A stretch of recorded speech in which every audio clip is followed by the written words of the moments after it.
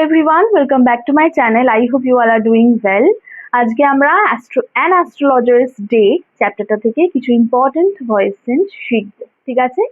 এবং আমরা কিন্তু এই চ্যাপ্টারে ভয়েস চেঞ্জের বেসিকটা আমরা কিন্তু দেখবো না, কারণ ভয়েস চেঞ্জের কিন্তু অনেক রুলস আছে, তো সেটা আমরা সেপারেট ভিডিওতে শিখবো। এবং অলরেডি এই চ্যানেলে কিন্তু ভয়েস চেঞ্জের উপর আমার ভিডিও করা আছে, আমি এখানে তোমাদেরকে প্রোভাইড করে দেবো, তোমরা দেখে নিও। আর চলো আজকে আমরা কোয়েশ্চেনের মাধ্যমে, কোয়েশ্চেন যেহেতু টেক্সচুয়াল গ্রামারের উপর আমাদের ইম্পর্টেন্সটা বেশি দিতে হবে, তাই আমরা কোয়েশ্চেনের করতে করতে শিখবো যে কোন কোন ইম্পর্টেন্ট রুলস আছে এবং আমাদের সেগুলো কিভাবে বুঝতে হবে, ঠিক আছে? এবং এছাড়া যারা গ্রামারের উপর একদম ইন ডেপথ ক্লাস করতে চাও, তো তারা কিন্তু এই নাম্বারে আমার সাথে যোগাযোগ করতে পারো অনলাইন ক্লাসের জন্য। তো চলো আজকে ক্লাসটা শুরু করা যাক। দেখো, punctually at midday, he opened his bag and spread out his professional equipment. কোন কোন জিনিসের উপর আমাদের গুরুত্ব দিতে হবে আমরা কিন্তু একটা কোয়েশ্চেন পড়লেই বুঝতে পারবো, এবং সেটা তোমাদের বলতে বলতে যাব। তোমরা যারা প্রথমবার ভয়েস চেঞ্জ করছো বা আগে শিখেছো কিন্তু ভুলে গেছো, তারা কিন্তু অবশ্যই খাতায় নোট করে নেবে কোন কোন জিনিসের উপর আমাদের গুরুত্ব দিতে হবে। প্রথমত, পাঞ্চুয়ালি অ্যাট মিড ডে, এটা কিন্তু একটা ফ্রেজের মধ্যে পড়ছে, এটা আপাতত সাইডে রাখতে হবে। এখানে সাবজেক্ট কি? হি, ঠিক আছে? তাহলে সাবজেক্ট আমাদের নোট করতে হবে যে সাবজেক্টটা কি। তোমাদের খাতায় নোট এখন নোট করো বোঝার জন্য, কিন্তু পরীক্ষার হলে কিন্তু এই ধরনের নোট করার করতে হয় না, জাস্ট তোমরা বুঝে নিলে আনসারটা করতে পারবে। Punctually at midday he opened his bag, মানে মধ্যাহ্নে কি করলো? একদম ঠিক মধ্যাহ্নে সে তার ব্যাগটাকে ওপেন করেছিল, খুলেছিল। And spread out his professional equipment, তার যে প্রফেশনাল যে জিনিসপত্র সরঞ্জামগুলো সেগুলো সে স্প্রেড আউট, ছড়িয়ে রাখলো আর কি, ব্যাগ থেকে বার করে। তাহলে আমরা এখানে দুটো সেন্টেন্স পাচ্ছি, হি opened his bag and spread out his professional equipment.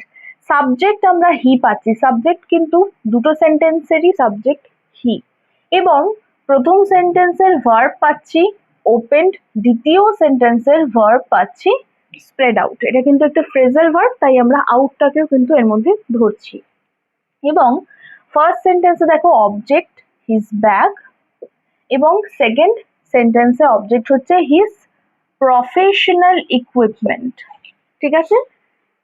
এটা আমাদের দেখতে হবে, খেয়াল রাখতে হবে। এবার আমাদের দেখতে হবে যে অ্যাকচুয়ালি সেন্টেন্সটা কোন টেন্সে আছে। সাবজেক্ট অবজেক্ট আমরা পেয়ে গেছি, কোন টেন্সে আছে আমাদের দেখতে হবে। He opened his bag simple past টেন্সে আছে, এবং and spread out his professional equipment, দেখো স্প্রেড আউট এটাও কিন্তু সিম্পল পাস্ট টেন্সে আছে। তাহলে আমাদের টেন্স বুঝতে হবে। তারপরে আমাদের টেন্স যখন পেয়ে যাব, ভার্বের যেমন থার্ড ফর্মের দরকার হয় প্যাসিভ করার জন্য, তাই তো? এখানে যেমন সেকেন্ড ফর্ম গুলো দেওয়া আছে এবং এগুলোই ভার্বের থার্ড ফর্ম হয়, সেক্ষেত্রে এখানে সুবিধা আছে। কিন্তু অনেক জায়গায় থাকবে যে ভার্বের হয়তো ফার্স্ট ফর্ম দেওয়া, সেক্ষেত্রে তোমাদেরকে বুঝে ভার্বের থার্ড ফর্ম করতে হবে প্যাসিভ করার সময়। আরেকটা জিনিস বলে দিই যে এটা অ্যাক্টিভে আছে না প্যাসিভে আছে।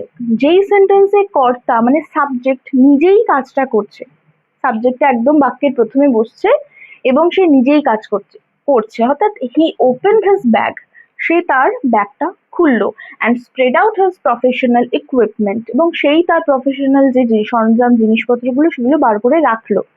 তাহলে এখানে কি, যে সাবজেক্ট সে নিজেই কাজগুলো করছে, অর্থাৎ এটা কিন্তু অ্যাক্টিভ ভয়েসে আছে। আমাদের কিসে করতে হবে? আমাদের প্যাসিভে ভয়েস চেঞ্জ করতে হবে, ঠিক আছে? এটাও কিন্তু বুঝে নিতে হবে। আচ্ছা, চলো এবার তাহলে আমরা ভয়েস চেঞ্জটা করি। এই যে পাংচুয়ালি অ্যাট মিড ডে, এটা কিন্তু আমরা অ্যাজ ইট ইজ বসিয়ে দেবো, পাংচুয়ালি অ্যাট মিড ডে। এরপরে আমাদের অবজেক্টটাকে বসাতে হয়। তাহলে দেখো অবজেক্ট কি? হিজ ব্যাগ, ফার্স্ট সেন্টেন্সে লিখলাম হিজ ব্যাগ। এবার টেন্স অনুযায়ী আমাদের একটা বি ভার্ব বসাতে হয়, যেহেতু আমরা পাস্ট টেন্স তাই একটা মানে এটা এখন অবজেক্টটাই এখন সাবজেক্ট এবং এটার পরে কিন্তু একটা বি ভার্ব বসাতে হবে। তাহলে আমরা জানি যে বি ভার্ব কি কি হয়, প্রেজেন্টের ক্ষেত্রে বি ভার্ব হয় am, is, are, পাস্টের ক্ষেত্রে হয় was, were, ঠিক আছে, এবং ফিউচারের ক্ষেত্রে হয় shall be বা will be, ঠিক আছে। তাহলে এখানে কিন্তু এটা পাস্ট এবং এটা সিঙ্গুলার না প্লুরাল, সেটাও আমাদের খেয়াল রাখতে হবে যে এতবিধ হলো, এবার কিন্তু সিঙ্গুলার নাকি প্লুরাল, এই যে সাবজেক্ট বা অবজেক্ট, এটা কিন্তু আমাদের খেয়াল রাখতে হবে। হিজ ব্যাগ একটাই ব্যাগ বোঝাচ্ছে তাই আমরা এখানে ওয়াজ লিখবো, যদি একের বেশি হতো ব্যাগস হতো তাহলে ওয়্যার লিখতাম আমরা। তাহলে his bag was opened, opened. এবার এখনই কি আমরা বাই হিমটা লিখবো? না, এখন কিন্তু আমরা লিখবো না, এটাকে হোল্ড রাখছি কারণ হিটা কিন্তু দুটোর ক্ষেত্রেই যাচ্ছে তাই আমরা হিটাকে পরে বসাবো। Punctually at midday his bag was opened and his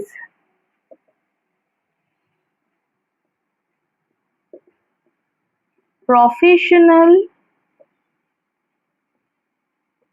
equipment, এবার দেখো এটাও কিন্তু সিঙ্গুলার ফর্মে আছে বলে আমরা একটা ওয়াজ লিখবো, ইকুইপমেন্ট ওয়াজ এর পরে স্প্রেড, এবার স্প্রেড এর থার্ড ফর্মও কিন্তু স্প্রেডই হয় তাই আমরা এখানে চেঞ্জ করলাম না ভার্বটা, স্প্রেড আউট। এরপর একটা বাই দিয়ে, বাই হিটা যেহেতু কমন ছিল, দুটোরই সাবজেক্ট ছিল হি, তাই আমরা এখানে লিখে দেবো স্প্রেড আউট বাই হিম, ঠিক আছে। আশা করি বোঝা গেছে, এবং যারা ভয়েস চেঞ্জ প্রথমবার শিখছো তারাও আশা করি বুঝতে পারছো যে কি নিয়মে ভয়েস চেঞ্জটা হয়। তারপরে দেখো, the power of his eyes was considerably enhanced by their position. এটা এবার দেখো অ্যাক্টিভ ভয়েস না প্যাসিভ ভয়েস, আগেরটা অ্যাক্টিভ ভয়েস ছিল সেখান থেকে আমরা প্যাসিভ করলাম, এটা কিন্তু অলরেডি প্যাসিভ ভয়েসে আছে। দেখো দ্য পাওয়ার অফ হিজ আইজ বলে ডাইরেক্ট ভার্ব না দিয়ে একটা বি ভার্ব আছে, ঠিক আছে, এই হচ্ছে বি ভার্ব। তারপরে একটা আছে মেন ভার্বের থার্ড ফর্ম, তাই তো, ভার্ব 3, মেন ভার্ব তাই এম লিখলাম এবং V3, তাহলে এটা বুঝতে হবে এটা অলরেডি প্যাসিভে আছে। The power of his eyes was considerably enhanced by their position, এই যে বাই দেয়ার পজিশন এটা হচ্ছে অবজেক্ট, তাই তো, এটা এই সেন্টেন্সে অবজেক্ট, তাহলে এটাকে আমরা প্রথমে সাবজেক্ট হিসেবে লিখলাম, দেয়ার পজিশন, দেয়ার পজিশন। এরপরে আমরা লিখবো কনসিডারেবলি,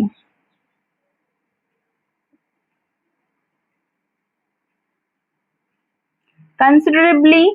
আচ্ছা, অ্যাক্টিভ ভয়েসে আমরা কোনো রকম বি ভার্ব কিন্তু লিখি না, তাহলে এই বি ভার্বটা কিন্তু লিখবো না, এটা হয়ে যাবে, এটা V3 আছে, এখানে আমরা V2 অর্থাৎ ভার্বের সেকেন্ড ফর্ম লিখবো। এবার লিখছি ভার্বের সেকেন্ড ফর্মই, কিন্তু এই ওয়ার্ডটাই হবে কারণ আমরা জানি যে এনহ্যান্সের সেকেন্ড ফর্ম এনহ্যান্সড হয়, থার্ড ফর্ম এনহ্যান্সড সেম হয়, তো আমরা এই ওয়ার্ডটাই লিখে দিলাম এনহ্যান্সড।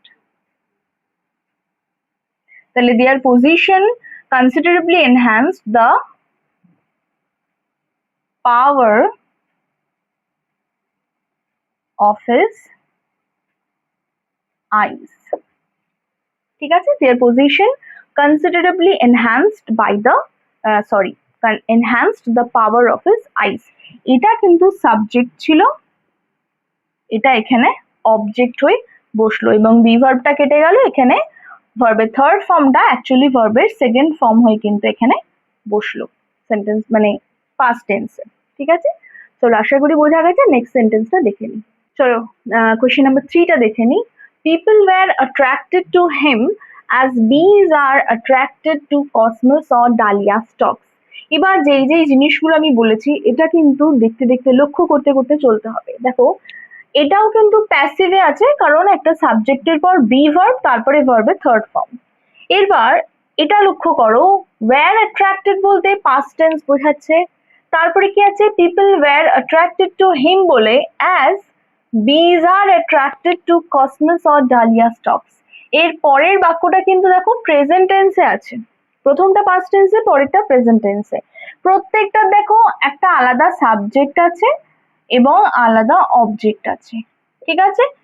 এটা সাবজেক্ট, এটার এই পার্টটা হচ্ছে অবজেক্ট।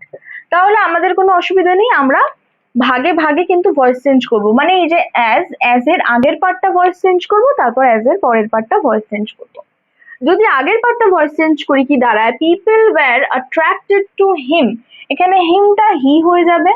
যেহেতু পাস্ট টেন্স তাই আমরা ভার্বের সেকেন্ড ফর্মটা লিখবো এবং ওয়্যার তো এখানে বসবে না, তাহলে he attracted people as bees are attracted to cosmos or dahlia stalks। এই পার্টটা এবার অবজেক্টটা এখানে লিখবো as cosmos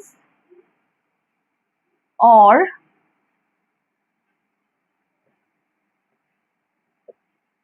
ডালিয়া স্টকস। এখানে কি অ্যাট্রাক্টেড হবে? না, অ্যাট্রাক্টেড কিন্তু হবে না। যেহেতু এটা পাস্ট ছিল তাই আমরা এটা V2 বসালাম, কিন্তু এটা যেহেতু প্রেজেন্ট আর অ্যাট্রাক্টেড তাই এখানে V1 বসবে, তাই স্টকস এর পরে শুধু অ্যাট্রাক্ট বসবে। Attract, cosmos or dahlia stalks attract bees। ঠিক আছে, সাবজেক্টটা অবজেক্ট হয়ে গেল, বোঝা গেল? চলো number 4, a spreading tamarind tree flanked a path running through the town hall park। এখানে a spreading tamarind tree এই পার্টটা কিন্তু সাবজেক্ট, ঠিক আছে? এই পার্টটা সাবজেক্ট, এটা কিন্তু ভার্ব, এবং এই পুরোটাই কিন্তু অবজেক্ট নিতে পারো বা এটা তোমরা অবজেক্ট ধরতে পারো। তাহলে কি হবে, তোমরা এভাবেও লিখতে পারো a path running through the town hall park was flanked, ভাবে কন্টিনিউ করতে পারো। আর না হলে আচ্ছা, এটা কিন্তু V2, মানে বুঝতে হবে এটা পাস্ট টেন্সে আছে, তাহলে আমরা যখন বি ভার্ব নেব, এই টেন্স জানাটা কিন্তু খুব গুরুত্বপূর্ণ। বি ভার্বটা আমরা ওয়াজ ওয়্যার রাখবো না অ্যামিজারের মধ্যে রাখবো, প্রেজেন্টে রাখবো, সেটা কিন্তু হেল্প করে। তাহলে এখানে প্রথমে অবজেক্টটা আমরা লিখি আ পাথ, আ পাথ। আচ্ছা, এই পার্টটা নয় তোমরা একটু পরেই বসাও, নাহলে কনফিউজিং হয়ে যাবে। শুধু আ পাথটা লিখলাম। এবার যেহেতু পাস্ট টেন্সে আছে আমরা একটা ওয়াজ লিখবো। আ পাথ ওয়াজ ফ্ল্যাঙ্কড, কিভাবে রাস্তাটা ছড়িয়েছিল, কতটা গেছিল বলছে running through the town hall park. Path was flanked, এরপর এই বাকি পার্টটা লিখবো রানিং থ্রু দ্য, আচ্ছা, town hall park। A path was flanked running through the town hall park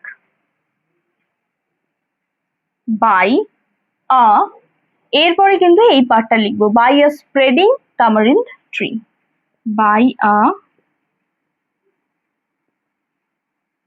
spreading tamarind tree।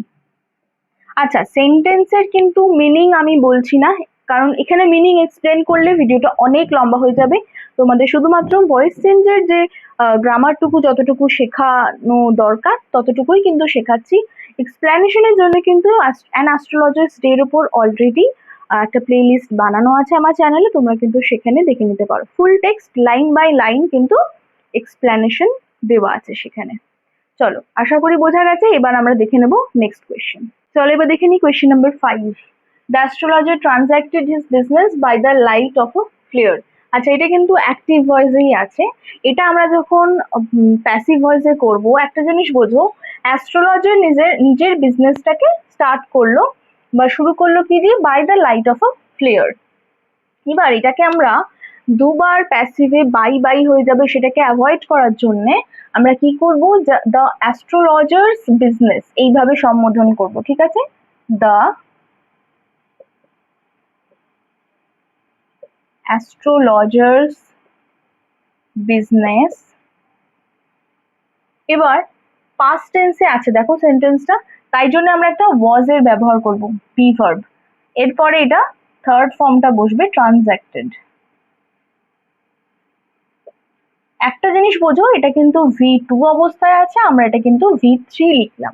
এবার ভাববে না প্রতি ক্ষেত্রেই এরকম সেম সেম হবে, তোমরা একই স্পেলিং বসিয়ে দেবে, এরকম কিন্তু হবে না। সাপোজ যদি এখানে স থাকতো, কোনো এমন একটা সেন্টেন্স যেখানে স আছে বা ওয়েন্ট আছে, সেক্ষেত্রে কিন্তু চেঞ্জ হয়ে এখানে স থেকে সিন, ওয়েন্ট থেকে গন হয়ে যেত। ঠিক আছে, এটা লিখবে না তোমরা। চলো, the astrologer's business was transacted, এরপরে আমরা এই by the light of a ফ্লেয়ারটা অ্যাড করব। By the light of a flare. পরের সেন্টেন্সটা দেখো, the place was lit up by the shop lights, এটা কিন্তু প্যাসিভে আছে। ঠিক আছে, দ্য প্লেস সাবজেক্ট আছে, the place was lit up কিসের দ্বারা? By shop lights. তাহলে এখানে বাই এর পর যে অংশটা সেটা আমরা অ্যাজ এ সাবজেক্ট বসাবো, শপ লাইটস। ওয়াজটা তো বসবে না, এটা যেহেতু প্যাসিভ ছিল ওয়াজ বসেছে। এটা যেহেতু অ্যাক্টিভে করছি আমরা, ওয়াজটাকে দেখে বুঝতে হবে যে সেন্টেন্সটা অ্যাকচুয়ালি পাস্ট টেন্সে আছে। এবার আমরা এটাকে যখন অ্যাক্টিভে করব সেটাকেও পাস্ট টেন্সেই কিন্তু রাখবো। তাহলে লাইট, লিট, লিট। এবার সেটার জন্য শপ লাইটস লিট, এটা কিন্তু ভার্ব 2 হয়ে যাচ্ছে, এটা ভার্ব 3 ছিল যেহেতু ওয়াজ এর পরে ছিল। Shop lights lit the place. ঠিক আছে, the place was lit up by shop lights, shop lights. আচ্ছা, এখানে একটা আপ হবে, shop lights lit up the place.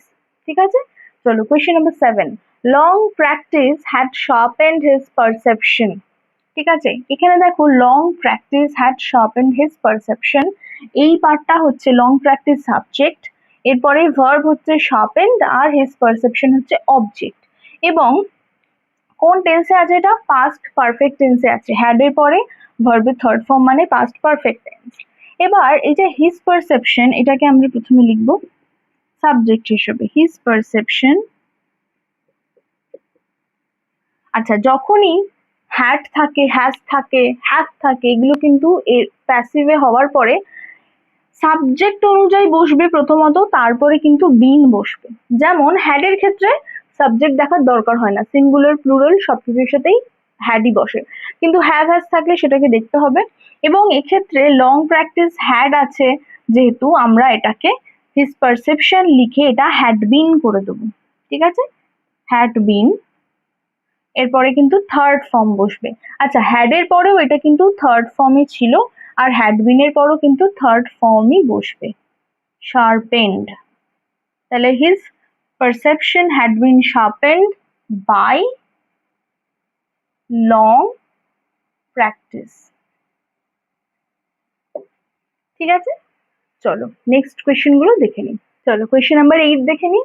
He charged 3 পাইস পার কোয়েশ্চেন, এখানে কিন্তু হিটা সাবজেক্ট এবং চার্জটা হচ্ছে ভার্ব যেটা কিনা পাস্ট টেন্সে আছে, এবং 3 পাইস পার কোয়েশ্চেন এই পুরোটাই কিন্তু অবজেক্ট। তাহলে আমরা অবজেক্টটাকে সাবজেক্ট করব, প্রথমে লিখব 3 পাইস পার কোয়েশ্চেন ওয়াজ। ঠিক আছে, 3 পাইস পার কোয়েশ্চেন, আমরা এটা যেহেতু সিঙ্গুলার তাই আমরা এখানে ওয়াজ ধরলাম, যেহেতু একটা অ্যামাউন্ট বোঝাচ্ছে পার্টিকুলার, তাই অ্যামাউন্টের ক্ষেত্রে আমরা এখানে সিঙ্গুলার সাবজেক্ট ধরবো, সেই জন্য আমরা ওয়াজ লিখলাম, ওয়াজ চার্জড, থার্ড ফর্ম বসলো ভার্বের, চার্জড বাই, হিটা কিন্তু হিম হয়ে যাবে। ঠিক আছে, পরেরটা দেখো, will you give me 8 annas, এখানে কিন্তু দেখো ডাবল অবজেক্ট আছে। প্রথম অবজেক্টটা হচ্ছে, আচ্ছা সাবজেক্ট হচ্ছে ইউ, উইল ইউ তুমি কি আমাকে দেবে, তাহলে এখানে মিটা একটা অবজেক্ট এবং এটা হচ্ছে অবজেক্ট 1, আরেকটা অবজেক্ট কি 8 আনাস, এটা হচ্ছে অবজেক্ট 2। ঠিক আছে, তো আমরা দুটো সেন্টেন্স বানাবো, প্রথমে অবজেক্ট মিটাকে নিয়ে তারপরে 8 আনাসকে নিয়ে। যদি আমরা মিটাকে ধরি, মিটা সাবজেক্ট হলে আই হয়ে যায়, তাই তো, এবং আই এর সাথে কিন্তু শ্যাল বসে জেনারেলি, তাই আমরা কি করব, শ্যাল দিয়ে মানে আই শ্যাল এইভাবে শুরু না করে, স্টেটমেন্ট হলে আমরা আই শ্যাল বলতাম, কিন্তু যেহেতু কোয়েশ্চেন তাই শ্যালটা আগে বসবে, তাই শ্যাল আই একটা বি বসবে, তাই তো, shall I be given 8 annas by you, এটা একটা হলো। আরেকটা কি হয়, আরেকটা হয় যদি আমরা 8 আনাজটাকে সাবজেক্ট ধরি, সেক্ষেত্রে 8 আনাজের সাথে উইল বসে। তাহলে কি হয় যে যদি আমরা স্টেটমেন্টে লিখি দাঁড়ায় যে 8 annas will be given to me by you, তাই তো? এরকম ধরো দেখিনি। আচ্ছা, স্টেটমেন্টই প্রথমে আমি লিখছি বোঝানোর জন্য। 8 আনাজ will be given to me by you, ঠিক আছে? এটা স্টেটমেন্ট। এবার এটাকে তো কোয়েশ্চেনে লিখতে হবে, কি করব? বুঝতে হবে যে কোয়েশ্চেনে সবসময় উইলটা পরে না বসে আগে বসে। তাহলে এই উইলটা কেটে দিয়ে আমরা উইলটা এখানে বসবো। এটা কিন্তু অবশ্যই স্মল লেটার হয়ে যাবে, আমরা এটা ক্যাপিটাল রাখবো না। তাহলে will 8 annas be given to me by you বলে একটা কোয়েশ্চেন মার্ক দেব, ঠিক আছে? আশা করি বোঝা গেছে। চলো লাস্ট কোয়েশ্চেন দেখি, আজকের শেষ কোয়েশ্চেন এটা। This pact was accepted after a little further argument. এবার প্যাক্ট হচ্ছে চুক্তি, তো এই চুক্তিটা অ্যাকসেপ্ট করা হয়েছে কিছু আর্গুমেন্টের পর, কিন্তু কে করেছে? এটা দেখো প্যাসিভ ভয়েসে আছে। কে করেছে? যদি কোনো সাবজেক্ট না থাকে, বা সাবজেক্ট বলতে কি, যদি এরকম প্যাসিভ ভয়েসে কোনো রকম অবজেক্ট না থাকে, তাহলে আমরা কি করব? ধরে নিতে হবে যে বাই পিপল, বাই দেম। তো এক্ষেত্রে আমরা যেহেতু টেক্সচুয়াল গ্রামার পড়ছি, আমরা জানি যেখানে চুক্তিটা কাদের মধ্যে হয়েছিল, অ্যাস্ট্রোলজার এবং তার যে কাস্টমার, সেই স্ট্রেঞ্জারটার মধ্যে। তো সেক্ষেত্রে আমরা বাই দেম ধরে নিলাম। এবার by them further argument by them, by them যদি অ্যাজিউম করে নিই, তাহলে দেমটা কি হয়ে যাবে? দে হয়ে যাবে। এরপর দেখো আমরা সেন্টেন্সটা ঠিকভাবে লিখতে পারবো। ওয়াজ তো বসবে না, তাহলে কি বসবে? ভার্বের সেকেন্ড ফর্ম হয়ে যাবে they accepted this pact, subject object হয়ে যাচ্ছে this pact after a little further argument, ঠিক আছে? তাহলে they accepted this pact after a little further argument, ঠিক আছে? আমরা ইম্পর্টেন্ট 10টা প্রশ্ন করলাম। এছাড়াও তোমরা যদি আরো ইম্পর্টেন্ট কোয়েশ্চেন, মানে প্রচুর গ্রামার প্র্যাকটিস করতে চাও, তাহলে কিন্তু এই নাম্বারে কিন্তু যোগাযোগ করতে পারো আমার সাথে। চলো, thank you so much for watching. ভিডিওটা ভালো লাগলে অবশ্যই নিজেদের ফ্রেন্ডসদের সাথে শেয়ার করে দিও। Thank you so much for watching.